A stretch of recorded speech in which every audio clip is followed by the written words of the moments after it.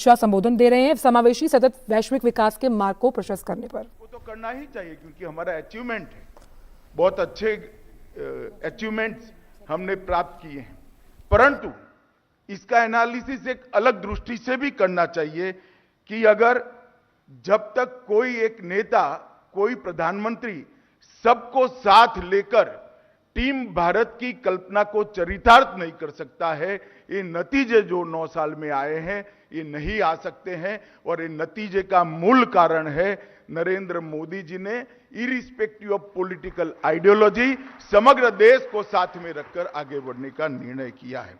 और इसके कारण एक अद्भुत सिनर्जी पूरे देश के अंदर देखने को मिलती है। देश का कोई भी कोना हो, आप एक समान प्रकार का उत्साह, समान प्रकार की एनर्जी का अनुभव करते हैं।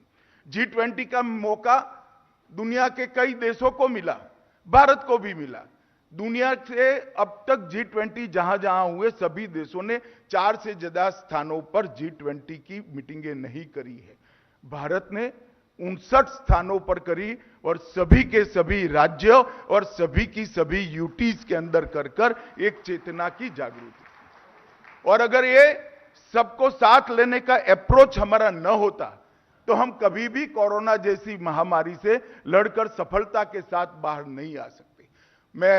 मुझे बरोबर याद है, मैं उस वक्त गृह मंत्री भी था।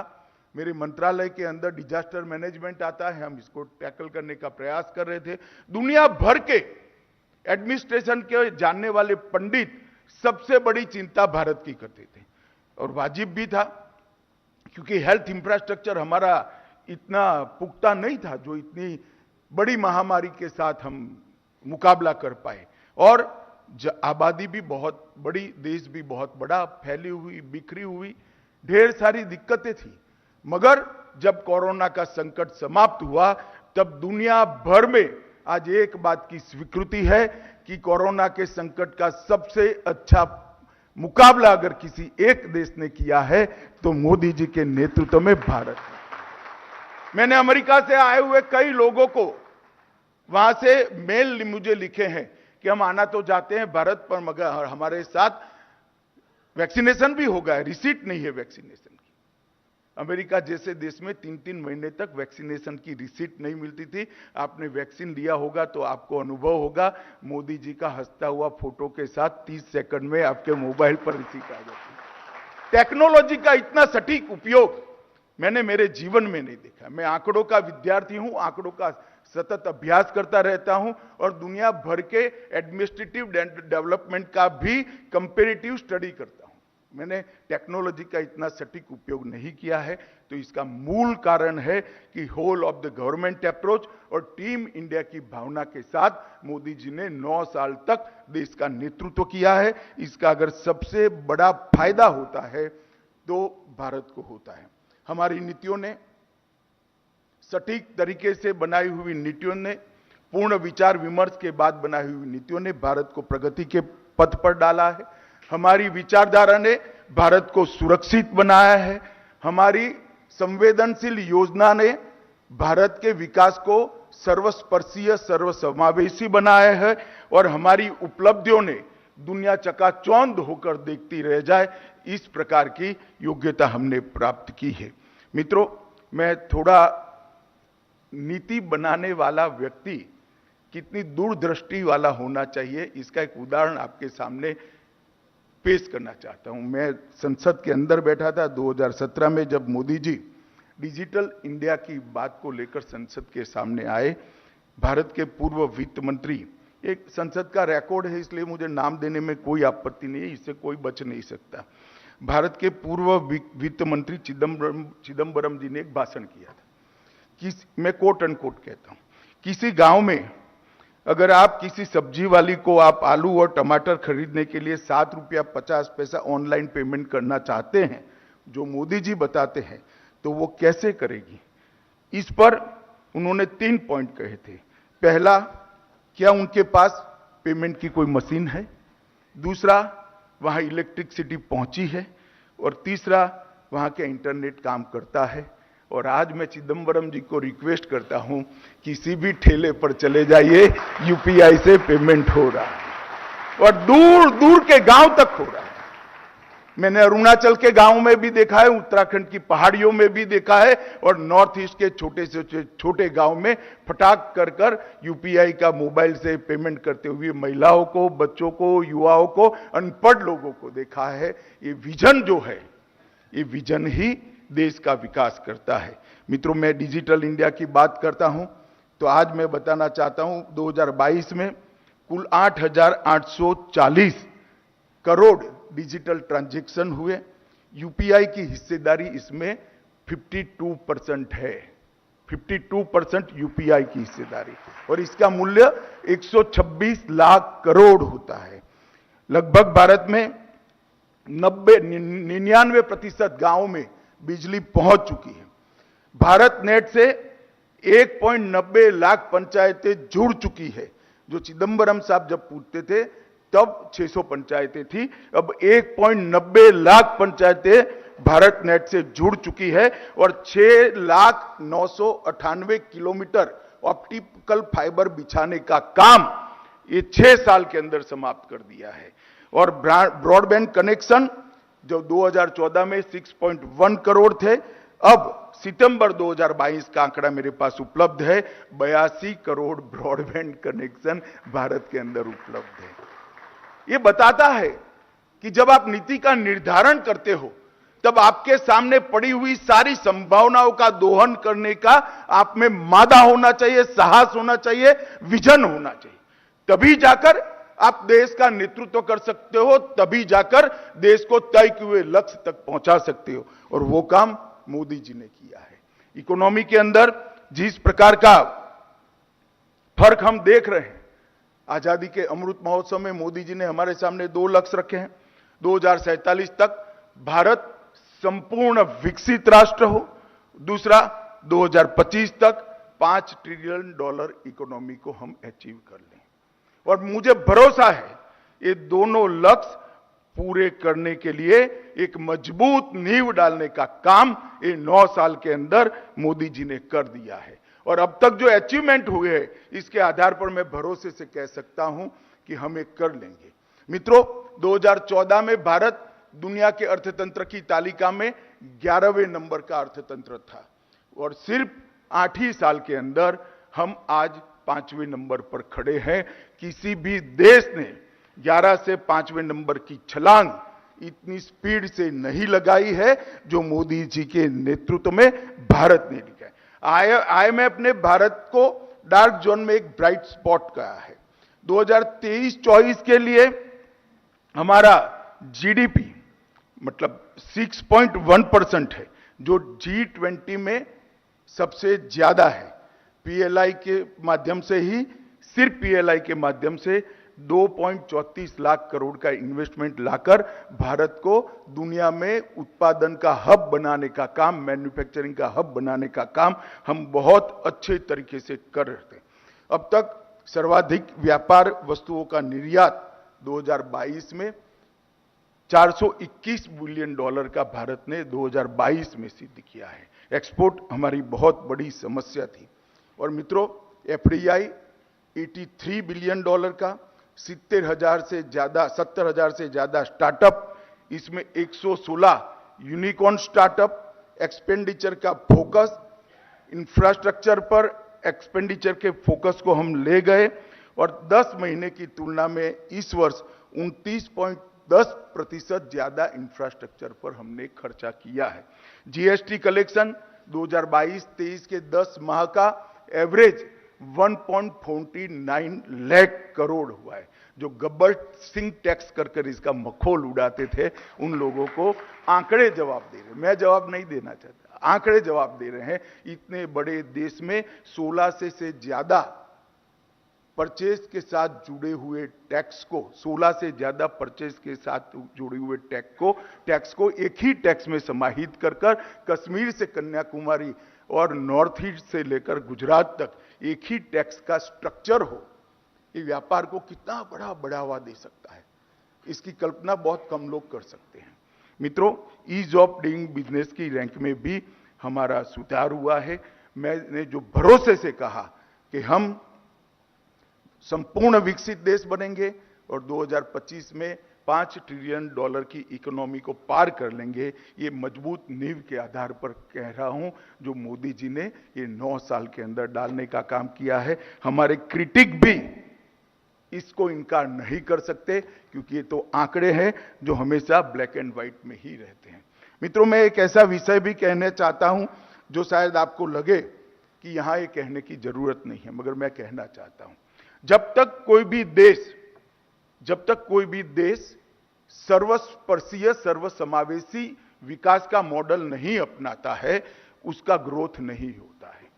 आज तक 2014 के पहले इकोनॉमी के विकास के लिए चर्चा करने वाले सभी लोगों ने इंडस्ट्री की चर्चा करी, इंफ्रास्ट्रक्चर की चर्चा करी और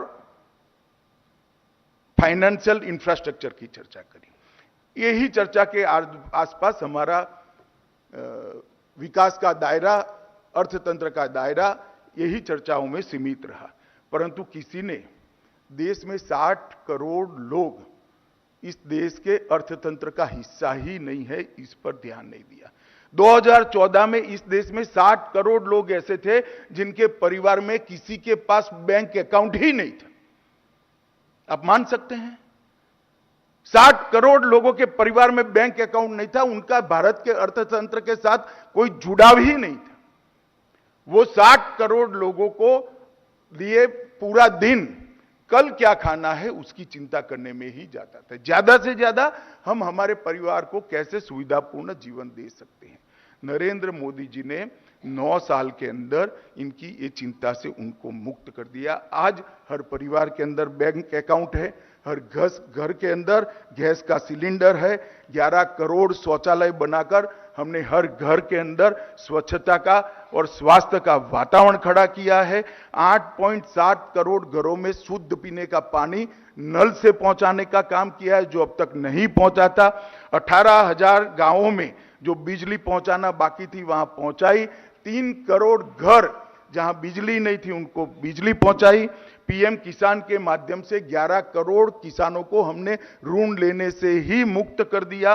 2 करोड़ लोगों को अपना घर दिया और 5 लाख तक का स्वास्थ्य का बीमा हर परिवार को दे दिया। 5 लाख तक उसको हेल्थ रिलेटेड सारे एक्सपेंस की चिंता से मुक्त कर दिया। 48 करोड़ बैंक खाते खोले। डीबीटी के माध्यम से 53 मंत्रालय की 310 से ज्यादा योजनाओं से 24 लाख करोड़ रुपया सीधा कोई घूस दिए बगैर आज इसके बैंक अकाउंट में ट्रांसफर हो जा रहा है। ऐसे अनेक विध सुधार इस 60 करोड़ लोगों की जीवन पद्धति को, जीवन की लाइफस्टाइल को, जीवन स्तर को उठाने के लिए मोदी जी ने किए। अब आपको लगेगा इससे इकोनॉमी का क्या लेना है। सबसे पहले मैं बताता हूं कि अगर 3 करोड़ घर बनते हैं तो जीडीपी बढ़ेगा या नहीं बढ़ेगा। जरा आप मुझे हाँ या ना बोलिएगा भैया, बढ़ेगा या नहीं बढ़ेगा। देश भर में पानी की पाइपलाइन बिछाइए, आप जीडीपी बढ़ेगा या ना बढ़ेगा। 13 करोड़ घर में गैस का सिलेंडर पहुंचाएंगे तो जीडीपी बढ़ेगा या नहीं बढ़ेगा। हर घर में बिजली पहुंचाएंगे, हर गांव में विकास बिजली पहुंचाएंगे तो विकास बढ़ेगा या नहीं बढ़ेगा। ये सारी चीजें जीडीपी को तो कंट्रीब्यूट करती है, परंतु मोदी जी ने एक शुष्क ड्राई जीडीपी को मानवीय चेहरा देने का काम, संवेदना देने का काम कर कर इस 60 करोड़ लोगों के जीवन के अंदर परिवर्तन लाए और दुनिया भर के अंदर एक मानवीय जीडीपी की बढ़ोतरी कैसे हो सकती है, इसका दुनिया में सबसे पहला उदाहरण नरेंद्र मोदी जी ने दिया। क्योंकि मित्रों, इस सभागार में बैठकर आपको लग सकता है टॉयलेट बनाना अब क्या बात कर रहा है जिसका गृह मंत्री मेरे सामने आकर, क्योंकि आप सब लोग बड़ी बड़ी इंडस्ट्री चलाते हो। मगर आप कल्पना करिए किसी भी कारण से आपका घर का टॉयलेट बिखर जाए तो आप क्या करेंगे। 75 साल तक 10 करोड़ लोगों के घर में टॉयलेट ही नहीं था। और इस तरह से हम विकास के अचीवमेंट नहीं कर सकते। मोदी जी ने ये 60 करोड़ लोगों को इनका जीवन स्तर सुधारने के लिए बहुत बड़ा पुरुषार्थ किया। और अब मैं आता हूं इकोनॉमी पर, क्योंकि ये 7 करोड़ लोग अपने जीवन में एक ही काम करते थे, कल क्या खाना है इसकी चिंता करते थे, ज्यादा से ज्यादा घर में कोई सुविधा आ जाए इसकी चिंता करते थे। इनके जीवन स्तर की पूरी चिंता मोदी जी ने कर दी। 5 किलो अनाज भी उसको फ्री ऑफ कॉस्ट दे दिया, चिंता से मुक्त कर दिया। आज अब वो जो कमाता है वो छोटी सी स्कूटी लाता है, घर में पंखा लाता है, कोई बच्चों को पढ़ने के लिए मेज लेकर आता है। इसने स्वप्ने देखना शुरू किया है। 60 करोड़ लोगों के पुरुषार्थ देश के विकास के साथ, उनके सपने देश के विकास के साथ जुड़े हैं और मैं मानता हूं इससे बड़ा हमारी इकोनॉमी के लिए सबसे बड़ा बूस्टर कोई हो ही नहीं सकता। 60 करोड़ लोगों का पुरुषार्थ अगर इकोनॉमी को बढ़ाकर करते, एक बिजनेस की भाषा में कहूं तो 80 करोड़ के मार्केट को मोदी जी ने 130 करोड़ का 140 करोड़ लोगों का मार्केट बना दिया, क्योंकि वो 60 करोड़ लोग मार्केट का हिस्सा ही नहीं थे। आज 140 करोड़ का मार्केट बनाया है। इसका सीधा आपको फायदा कभी नहीं दी। मोदी जी ने सबसे बड़ा काम किया है, इंफ्रास्ट्रक्चर पर इन्वेस्टमेंट किया है और इंफ्रास्ट्रक्चर पर इन्वेस्टमेंट करने के लिए सरकार के साथ साथ, केंद्र सरकार के साथ साथ राज्य सरकारों को प्रेरित किया नीति आयोग के माध्यम से और निजी उद्योग घरानों को भी प्रेरित किया। आज लॉजिस्टिक कॉस्ट जीडीपी की 13% है भारत में और दुनिया में 8% है। आप लोग स्पर्धा को समझते हैं। जब तक हम इसको नीचे नहीं लाते हैं, हम दुनिया के अंदर एक्सपोर्ट के बाजार में खड़े नहीं रह सकते। 8% और 13% के अंतर को हमें समाप्त करना पड़ेगा। हमने इसका पूरा 5 साल का खाका बनाया। मैं आपको विश्वास देता हूं 5 साल के बाद हम 7.5% लॉजिस्टिक कॉस्ट पर पहुंचेंगे। लगभग इंफ्रास्ट्रक्चर के क्षेत्र में 100 लाख करोड़ रुपए का इन्वेस्टमेंट करने का हमने प्रोग्राम बनाया है। नेशनल रेल योजना के तहत रेल लाइनों का दोहरीकरण, उसको चौड़ा बनाया जा रहा है। डेडिकेटेड फ्रेट कॉरिडोर मुंबई से दिल्ली और अमृतसर से कोलकाता, भारत को दोनों ओर से जोड़ने का एक बहुत बड़ा प्रयास किया है और 11 इंडस्ट्रियल कॉरिडोर को हमने परमिशन दे दी है। विद्युत ट्रांसमिशन जो 2014 में 3 लाख सर्किट किलोमीटर था, आज 2022 में 4,63,000 सर्किट किलोमीटर ट्रांसमिशन की लाइनें बिछा दी गई है। पहले 600 ग्राम पंचायतें ऑप्टिकल फाइबर से जुड़ी थी, आज 1,72,000 ग्राम पंचायतें ऑप्टिकल फाइबर से जुड़ चुकी है। नेशनल हाईवे की लेंथ 91,000 किलोमीटर थी, अब 1.46 लाख किलोमीटर हो चुकी है। इसके इंफ्रास्ट्रक्चर के बगैर, आपकी लॉजिस्टिक कॉस्ट को कम करे बगैर इंडस्ट्रियल डेवलपमेंट संभव ही नहीं था। बहुत दूरदृष्टि के साथ हमने लक्ष्य रखा है कि 5 साल के बाद मतलब 2028 में लॉजिस्टिक कॉस्ट देश की एवरेज से हम नीचे लेकर आएंगे, जिससे इंडस्ट्री को दुनिया भर में हमारी चीजों को निर्यात करने के लिए बहुत अच्छा। एक राजनीतिक स्थिरता को भी मोदी जी ने देने का काम किया है। जब तक पॉलिटिकल स्थिरता नहीं होती, राजनीतिक स्थिरता नहीं होती है, परिणाम इसमें देश की जनता का भी बड़ा योगदान। 30 साल के बाद पहली बार पूर्ण बहुमत की सरकार बनाई, दूसरी बार 300 सीट देकर मोदी जी को मैंडेट दिया और 10 साल का एक कालखंड भारत के डेमोक्रेसी के इतिहास में राजनीतिक स्थिरता के कालखंड से जाना जाता है। एसोचैम के वार्षिक समारोह में गृह मंत्री का संबोधन कि किस तरह से